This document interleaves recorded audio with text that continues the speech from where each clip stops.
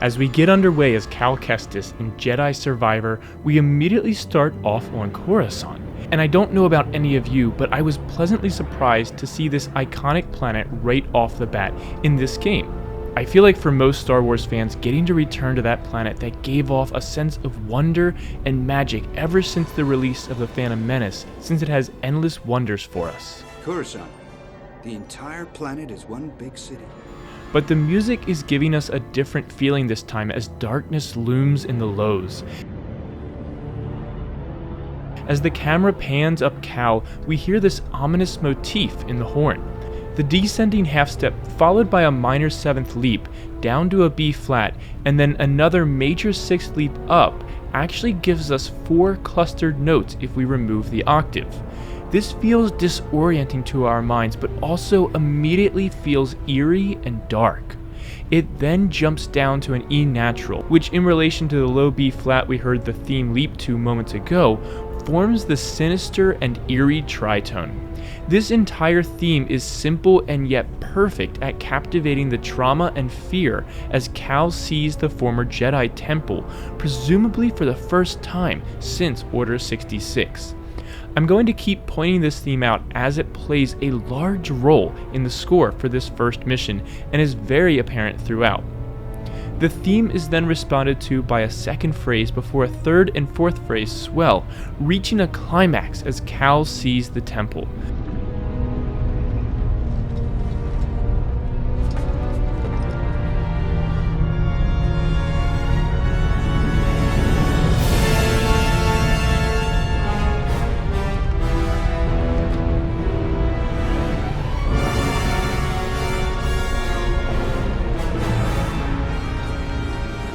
The opening scene begins with dialogue, which is in contrast to the beginning of Jedi Fallen Order. But we already know Cal at this point, so it means more for us to catch up a bit with him simply by seeing the body language and not hearing any talking, which feels more natural for this scene anyways. This also gives the music by Stephen Barton and Gordy Haab a chance to shine right away. The theme returns as they descend into the underworld of Coruscant, but the music rescinds as dialogue begins between the characters and we see that Cal has supposedly been captured. However, a soft ostinato continues underneath.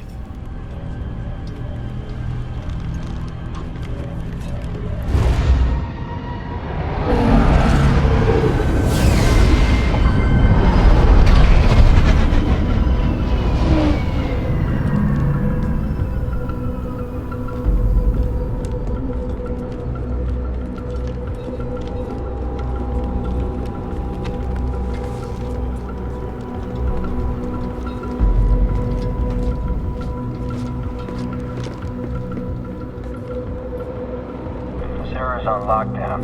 State your business.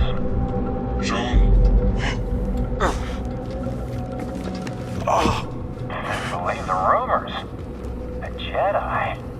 We brought him in alive. The Senator is expecting us. You're clear to move along. We want to keep the Senator waiting. As Cal begins to walk with guards, the music remains soft as dialogue continues.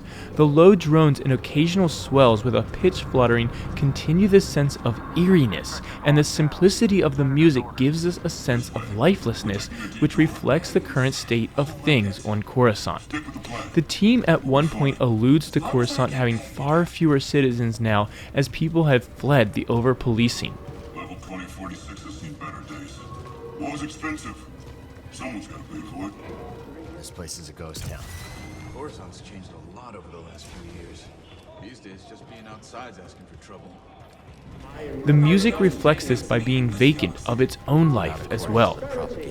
The drones and swells continue to build as the suspense of where we're going builds as well. The drones turn into distorted chords with more and more tension as the walk continues. Easy,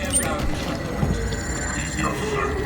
The Senator's just making sure everything's on the level. As Cal meets Senator Sejan, the music comes back to life to orchestrate the coordinated scene of dialogue, and as it does so, the theme from the beginning comes through as well. District secure? Yes, Senator. It better be. Leader's dogs are always sniffing about. Jedi is a rare quarry these days. As Cal's lightsaber is gifted to the Senator, one of my personally favorite sounds, a bowed cymbal, is prominent. This is the effect of running a bow along the rim of a cymbal to get very high overtones to resonate, creating an absolutely eerie and startling sound. What else have you brought me?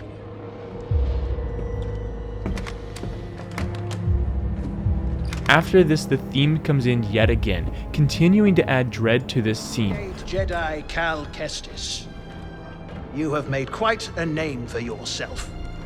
Sabotaging weapons depots, disrupting supply lines, flaunting this for everyone to see.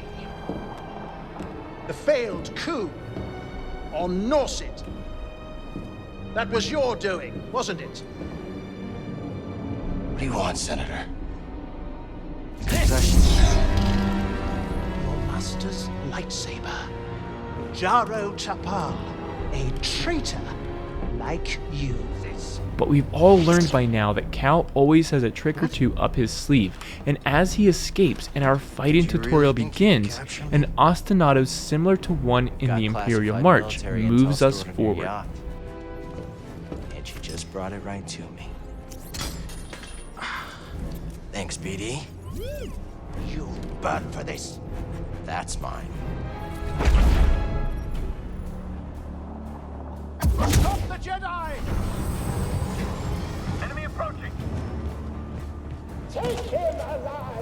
As the Senator's ship crashes, the brass echo the violent effect with quick attacks. For me, this is one of the key ingredients in making an orchestral score sound like John Williams. Haab and Barton do this well, along with Micah Giacchino and a few other composers, but ultimately, it's an underappreciated part of the Star Wars scores, brass acting in a percussive manner. Here, though, is a perfect use and example in how to make it effective. It's coming a little hot. Oh, really hot! Hold on!